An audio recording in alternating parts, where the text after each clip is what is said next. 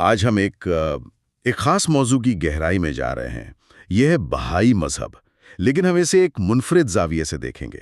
ہمارے پاس محترمہ مہناز روفی کا ایک تفصیلی انٹرویو ہے۔ جی، اور وہ اس لیے منفرد ہیں کیونکہ وہ پہلے خود بہائی تھیں اور بعد میں انہوں نے شیعہ اسلام قبول کر لیا۔ بالکل۔ مہناز روفی کے بارے میں تھوڑا سا جان لیں۔ وہ 1970 میں سننج میں پیدا ہوئیں۔ سادات طباطبائی خاندان سے تعلق ہے۔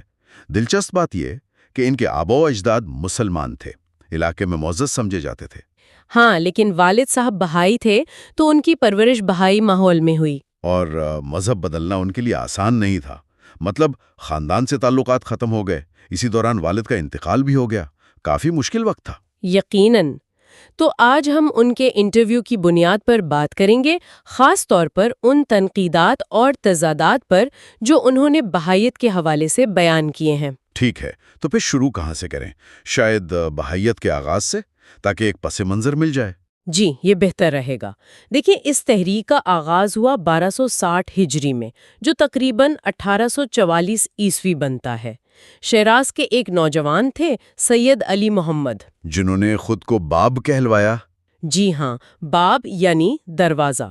انہوں نے پہلے دعویٰ کیا کہ وہ امام مہدی کے نمائندہ خاص ہیں، پھر خود مہدویت کا دعویٰ کر دیا، اور بعض روایات کے مطابق تو خدائی کا دعویٰ بھی سامنے آیا۔ اچھا، کافی تیزی سے بدلے دعوے۔ جی، اور ان کا اثر بڑھ رہا تھا، تو تقریباً 9 سال بعد تبریز شہر میں اس وقت جو وزیر اعظم تھے امیر کبیر، ان کے حکم پر انہیں پھانسی دے دی گئی۔ اور بہاءاللہ، ان کا کردار کب شروع ہوا؟ باپ کے پیروکاروں میں ایک اہم نام تھا مرزا حسین علی نوری کا۔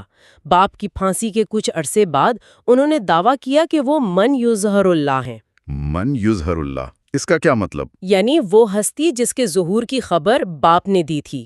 پھر انہوں نے خود کو مہدی موعود بھی کہا اور اپنا لقب رکھا بہاءاللہ، یعنی اللہ کی شان و شوکت۔ اور انہی سے پھر یہ نام بہائی نکلا؟ بالکل، ان کے پیروکار بہائی کہلائے۔ بہاءاللہ کے بعد قیادت ان کے بڑے بیٹے عباس افندی کو ملی، جن کا لقب تھا عبد البہا، بہا کا بندہ۔ جی، اور ان کے بعد ان کے نواسے شوقی افندی ربانی جانشین بنے۔ اب یہاں ایک اہم موڑ آیا۔ شوقی افندی لاولد تھے۔ تو پھر جانشینی کا کیا ہوا؟ انہوں نے کوئی فرد مقرر نہیں کیا، بلکہ ایک ادارہ قائم کیا، ایک عالمی انتظامی ادارہ جسے کہتے ہیں بیت العدل اعظم یا یونیورسل ہاؤس آف جسٹس۔ اچھا، یہ 9 افراد پر مشتمل ہوتا ہے؟ جی ہاں، 9 منتخب اراکین، اور اس کا مرکز ہے اسرائیل کے شہر حیفا میں۔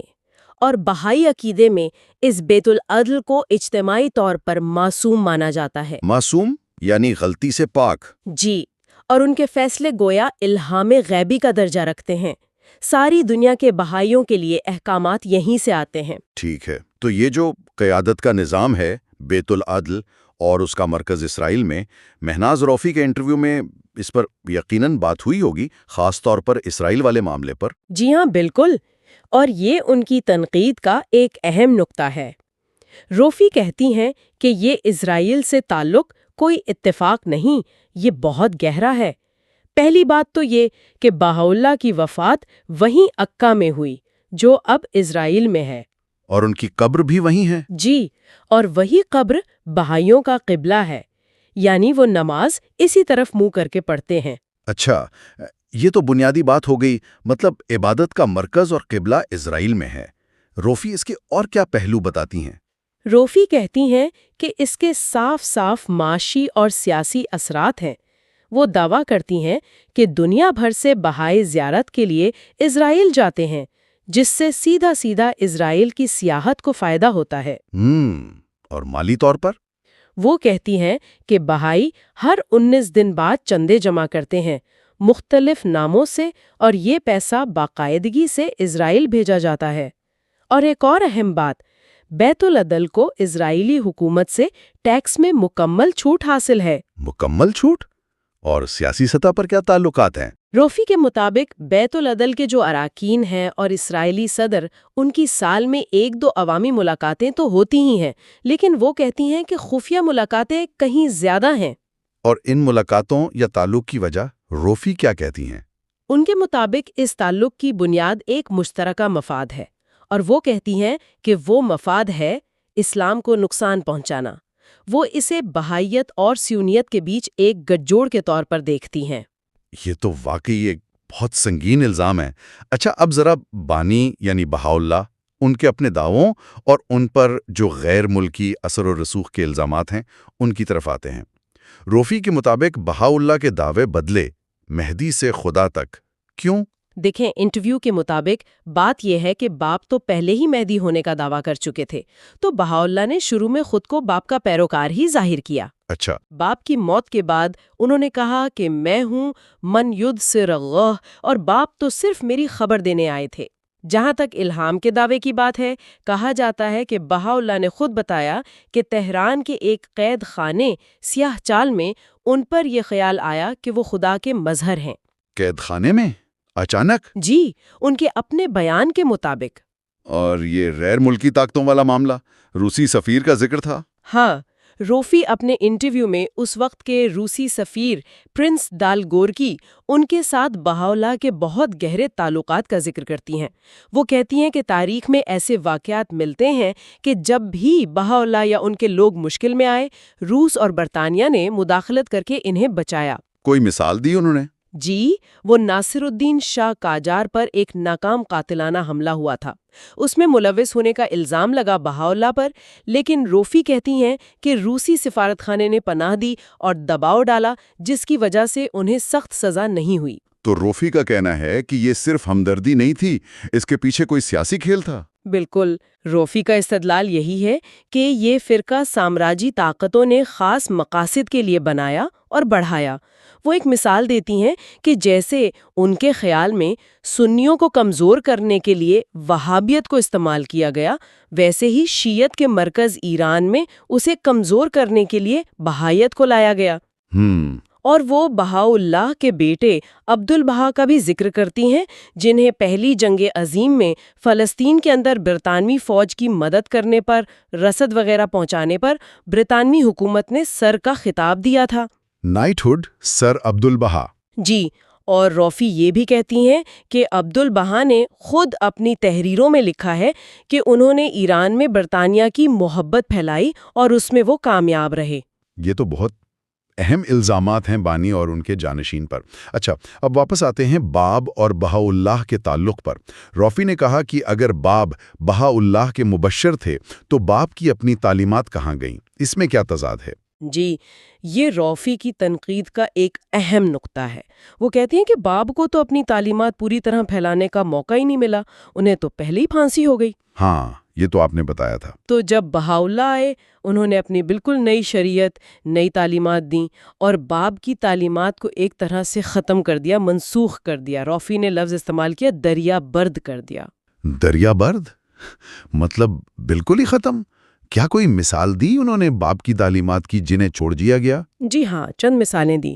ایک تو انہوں نے باب کی کتابوں، خاص طور پر بیان کا ذکر کیا کہ اس کی زبان اور گرامر اتنی کمزور ہے کہ سمجھنا مشکل ہے۔ اچھا۔ اور جب باب سے اس بارے میں پوچھا گیا تو انہوں نے مبینہ طور پر کہا کہ میں خود صرف و نحو ایجاد کرتا ہوں۔ عجب بات ہے۔ اور کوئی متنازع تعلیمات؟ جی، روفی نے کچھ ایسی تعلیمات کا ذکر کیا جو بہت متنازع ہیں اور جنہیں بہائی اب نہیں مانتے۔ مثلا یہ کہ اگر عورت کو شوہر سے بچہ نہ ہو رہا ہو تو وہ کسی دوسرے مرد سے تعلق بنا کر حاملہ ہو سکتی ہے۔ کیا یہ باب کی تعلیمات میں تھا؟ روفی کے مطابق جی ہاں، اور یہ بھی کہ باب کی کتاب بیان کے علاوہ باقی تمام کتابیں جلا دی جائیں، اور یہ کہ خانہ کعبہ سمیت تمام مقدس مقامات گرا دیے جائیں، صرف باب کا اپنا مجوزہ مقبرہ باقی رہے۔ یہ تو بہت ہی انتہا پسندانہ باتیں لگ رہی ہیں۔ تو جب بہائیوں سے ان کے بارے میں پوچھیں تو وہ کیا کہتے ہیں؟ روفی کہتی ہیں کہ ان کا سیدھا جواب ہوتا ہے، ہم بابی نہیں ہیں، ہم بہائی ہیں۔ لیکن یہ تو عجیب بات ہوئی، ایک طرف باب کو مانتے بھی ہیں، مبشر کہتے ہیں۔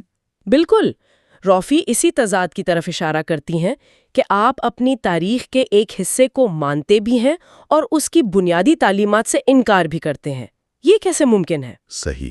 ایک اور حساس موضوع، محارم سے نکاح کا مسئلہ، یعنی قریبی خونی رشتہ دار، اس پر کیا کہتی ہیں روفی؟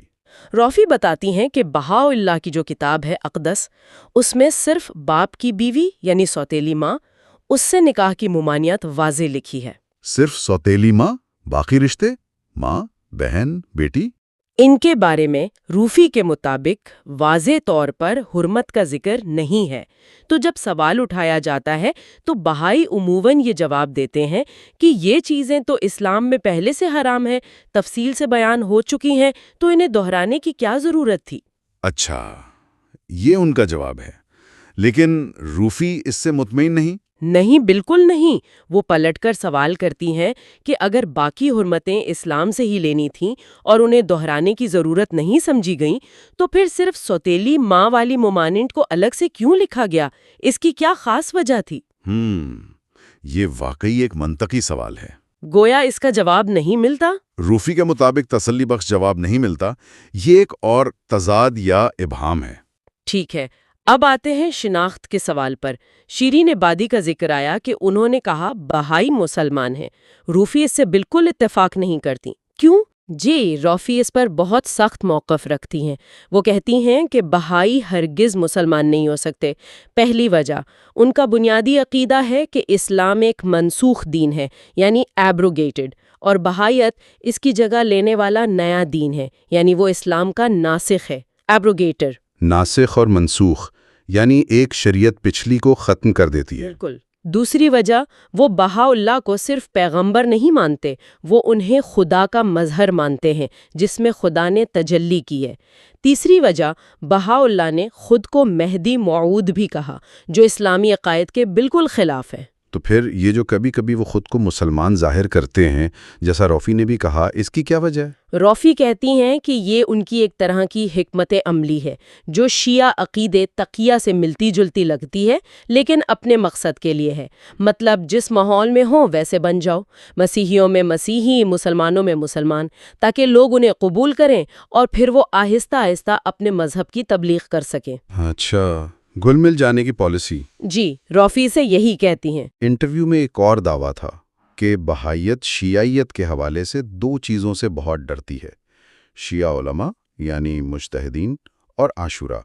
اس کی کیا وجہ بتائی روفی نے؟ روفی کہتی ہیں کہ اگرچہ بہائی ایران میں پلے بڑھے جہاں شیعہ اکثریت ہے اور بظاہر وہ شیعہ رسوم و رواج بھی اپناتے رہے، لیکن بہاء اللہ کی اپنی تحریروں میں شیعوں کے لیے مبینہ طور پر شنیعہ یعنی قابل نفرت قوم جیسے الفاظ ملتے ہیں۔ شنیعہ؟ جی، اور شیعہ علماء سے تو شدید نفرت کا اظہار ہے، یہاں تک کہ انہیں ختم کرنے کی خواہش کا بھی ذکر ملتا ہے روفی کے مطابق۔ اور عاشورہ سے خوف کیوں؟ روفی کہتی ہیں کہ بہائی قیادت یہ سمجھتی ہے، اور وہ یہاں امام خمینی کے قول کا حوالہ بھی دیتی ہیں، کہ شیعوں کی جو اصل طاقت ہے، مزاحمت کی روح ہے، وہ کربلا اور امام حسین علیہ السلام کی یاد سے آتی ہے۔ تو چونکہ ان کا ایک مقصد اسلام کو کمزور کرنا ہے، جیسا کہ روفی کا دعویٰ ہے، اس لیے وہ طاقت کے سرچشمے یعنی عاشورہ سے ڈرتے ہیں۔ لیکن یہاں بھی ایک تضاد ہے۔ آپ نے آؤٹ لائن میں دیکھا ہوگا، ان کے ہاں امام حسین کے لیے کوئی زیارت نامہ بھی ہے۔ جی ہاں، روفی اسی تضاد کو نمایاں کرتی ہیں۔ وہ کہتی ہیں کہ ایک طرف تو مسلمانوں میں اپنی جگہ بنانے کے لیے امام حسین کے نام کا ایک زیارت نامہ بھی اپنی کتابوں میں رکھا ہوا ہے، جو وہ کہتی ہیں کہ پڑھا نہیں جاتا۔ جی، روفی کا دعویٰ ہے کہ بہائی اسے کبھی نہیں پڑھتے، اور دوسری طرف وہی لوگ یکم اور دوم محرم کو، جو مسلمانوں کے لیے شدید غم کے دن ہیں، بہاءاللہ کی ولادت کا جشن مناتے ہیں، اور بنیادی طور پر تو وہ اسلام کو مانتے ہی نہیں، اسے منسوخ سمجھتے ہیں۔ یہ تو کافی پیچیدہ صورتحال ہے۔ اچھا، اب ان کے تبلیغ کے طریقوں پر آتے ہیں۔ روفی کے مطابق وہ دوسروں کو اپنے مذہب کی طرف کیسے لاتے ہیں؟ روفی ایک باقاعدہ یوں سمجھے 3 مرحلوں والی حکمت عملی بتاتی ہے۔ پہلا مرحلہ، جس سے بات کرنی ہے، پہلے اس کے عقیدے، اس کی سوچ، اس کی کمزوریاں سب اچھی طرح سمجھ لو۔ ٹھیک ہے۔ دوسرا مرحلہ، پھر سوال جواب، بحث مباحثہ، شکوک و شبہات پیدا کر کے اس کے اپنے ایمان کو کمزور کرو، اسے متزلزل کر دو۔ اچھا۔ اور تیسرا مرحلہ، جب وہ شخص ذہنی طور پر الجھن کا شکار ہو، تب اس کے سامنے بہائیت کے جو پرکشش نعرے ہیں، جیسے مرد عورت کی برابری، عالمی امن، دین اور سیاست الگ الگ، یہ سب پیش کر کے اسے بہائیت کی دعوت دو۔ اور روفی کہتی ہیں کہ اس میں وہ سفسطہ استعمال کرتے ہیں۔ جی، یعنی مغالطہ آمیز غیر منطقی دلیلیں دے کر لوگوں کو قائل کرنے کی کوشش کرنا۔ اب آتے ہیں سیاست پر۔ بظاہر تو وہ کہتے ہیں کہ بھائیوں کے لیے سیاست حرام ہے، لیکن روفی کہتی ہیں کہ یہ سچ نہیں۔ جی، روفی اسے ایک اور بڑا تضاد کہتی ہیں۔ وہ کہتی ہیں کہ یہ دعویٰ بالکل غلط ہے۔ وہ تاریخ سے مثالیں دیتی ہیں کہ ایران میں پہلوی دور میں بہائی کہاں کہاں نہیں تھے۔ وزیر اعظم امیر عباس ہویدا وہ بہائی تھے۔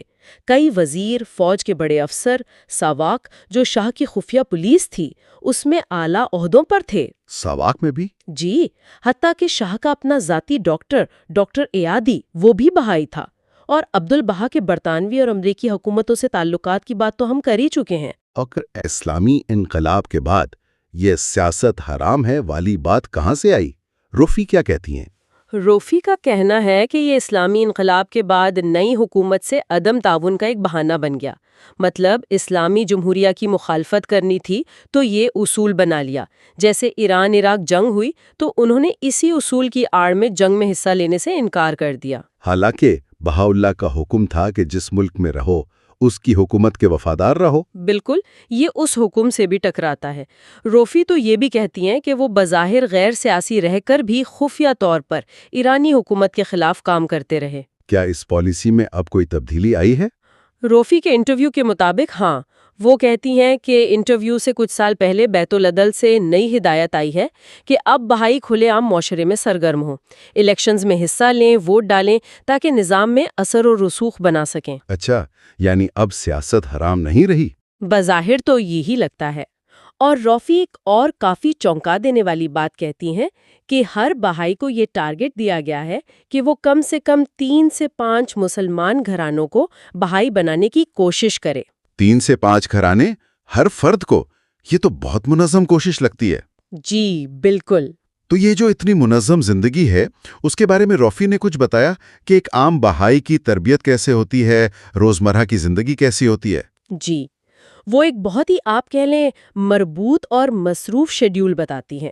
کہتی ہیں کہ تربیت 3 سال کی عمر سے شروع ہو جاتی ہے۔ گلشن توحید نام کا کوئی نرسری اسکول ہوتا ہے، وہاں بہائی اصول اور بہاءاللہ کی عظمت سکھائی جاتی ہے۔ 3 سال کی عمر سے؟ جی، پھر پہلی سے 12ویں جماعت تک اسکول کی پڑھائی کے ساتھ ساتھ الگ سے اخلاقیات کی کلاسیں ہوتی ہیں۔ روفی کہتی ہیں کہ ان کا مقصد غیر بہائی خیالات کو ذہن سے نکالنا ہوتا ہے۔ یعنی ذہن سازی؟ آپ کہہ سکتے ہیں۔ پھر ہر 19 دن بعد ایک لازمی میٹنگ ہوتی ہے، ضیافت۔ اس میں نہ جائیں تو پوچھا جاتا ہے، کبھی سزا بھی ملتی ہے۔ یونیورسٹی کے بعد بھی خاص کلاسیں ہوتی ہیں، عیسیٰ کان، مفاوضات جیسی کتابیں پڑھائی جاتی ہیں۔ اور یہ سلسلہ چلتا رہتا ہے؟ جی، امریکی یونیورسٹیوں سے آن لائن رابطے، امتحانات کا بھی نظام ہے۔ نوجوان لڑکے لڑکیوں کے لیے الگ تفریحی اور تربیتی پروگرام ہوتے ہیں۔ پھر کمیٹیاں ہیں، انجمنیں ہیں، ان کے پروگراموں میں شرکت لازمی ہے۔ اتنا سب کچھ؟ اس کا مقصد کیا ہو سکتا ہے روفی کے خیال میں؟ روفی کا تجزیہ یہ ہے کہ مقصد یہ ہے کہ بندے کو اتنا مصروف رکھا جائے، ایک ہی دائرے میں اتنا گھمایا جائے کہ اسے باہر جھانکنے، کچھ اور سوچنے، سوال کرنے، تحقیق کرنے کا موقع ہی نہ ملے، وہ بہائیت کے حصار سے نکل ہی نہ پائے۔ ایک طرح کا کنٹرول۔ تو ان تمام باتوں کے بعد روفی نے یہ بھی کہا کہ بہت سے لوگ چھوڑنا چاہتے ہیں لیکن ڈرتے ہیں۔ ان کے اپنے چھوڑنے کی وجہ کیا بنی اتنے کنٹرول کے باوجود؟ بنیادی وجوہات وہی تھیں جن کا ہم ذکر کر رہے ہیں۔ بہت سارے سوال جن کے جواب نہیں ملتے، بہت سے ابہام، واضح تضادات۔ وہ کہتی ہیں کہ جب وہ سوال کرتیں تو جواب دینے کے بجائے بات کو گھمایا جاتا، ٹال دیا جاتا یا غیر منطقی سفسطہ آمیز جواب ملتے۔ تو اطمینان نہیں ہوتا تھا؟ بالکل نہیں۔ انہیں لگا کہ یہاں حقیقی روحانیت نہیں ہے، دل کو سکون نہیں ملتا۔ اور پھر ان کی تلاش انہیں شیعہ اسلام کی طرف لے آئی۔ وہ کہتی ہیں کہ ائمہ معصومین کی تعلیمات اور ان سے جو قلبی لگاؤ پیدا ہوا، اس نے ان کے اندر کا خلا پر کر دیا۔ انہوں نے کسی خاص کتاب کا ذکر کیا تھا؟ جی، انہوں نے علامہ کمپانی کی کتاب علی کیست یعنی علی کون ہے کا خاص طور پر ذکر کیا کہ اس کتاب نے ان کی آنکھیں کھول دیں۔ تو خلاصہ یہ ہوا کہ مہناز روفی کا انٹرویو بہائیت پر ایک اندرونی اور کافی شدید تنقیدی نظر ڈالتا ہے۔ قیادت کے دعوے، اسرائیل سے تعلق، غیر ملکی اثر و رسوخ کے الزامات۔ جی، بابیت سے متضاد تعلق، مذہبی عقائد میں تضادات جیسے خدا کا مظہر بھی ماننا اور مسلمان بھی کہلوانا۔ سیاست پر دوگلاپن، عاشورہ جیسے معاملات پر منفی رویہ، پھر وہ سخت تربیت اور کنٹرول، اور سوالوں کے غیر تسلی بخش جواب، یہ سب اہم نکات ہیں۔ بالکل، اور یہ انٹرویو ان لوگوں کے لیے جو باخبر رہنا چاہتے ہیں ایک اہم زاویہ پیش کرتا ہے۔ یہ ایک سابق رکن کی آواز ہے جو اس مذہب کی تاریخ، عقائد اور طور طریقوں پر سوال اٹھا رہی ہے۔ اور یہ یاد دہانی بھی ہے کہ کسی بھی پیچیدہ موضوع کو سمجھنے کے لیے مختلف آوازیں سننا، خاص طور پر اندرونی ناقدین کی، کتنا ضروری ہے۔ جی ہاں، چاہے وہ آوازیں کتنی ہی متنازع کیوں نہ لگیں۔ اور آخر میں ایک سوال جو ذہن میں آتا ہے، روفی نے بتایا کہ انہوں نے مذہب چھوڑنے کے بعد کئی کتابیں لکھیں باہت کو بے نقاب کرنے کے لیے۔ ان کے مطابق چرا مسلمان شدم، نامہ ای برائے برادرم، فریب وغیرہ، ان کتابوں سے کافی ہلچل بھی مچی۔ جی، تو سوال یہ پیدا ہوتا ہے کہ جس قسم کے سخت ڈھانچے، سماجی دباؤ اور کنٹرول کا ماحول روفی نے بیان کیا ہے، اس طرح کے گروہوں کے اندر کسی فرد کے لیے اپنے بنیادی عقائد پر سوال اٹھانا، پھر ان سے الگ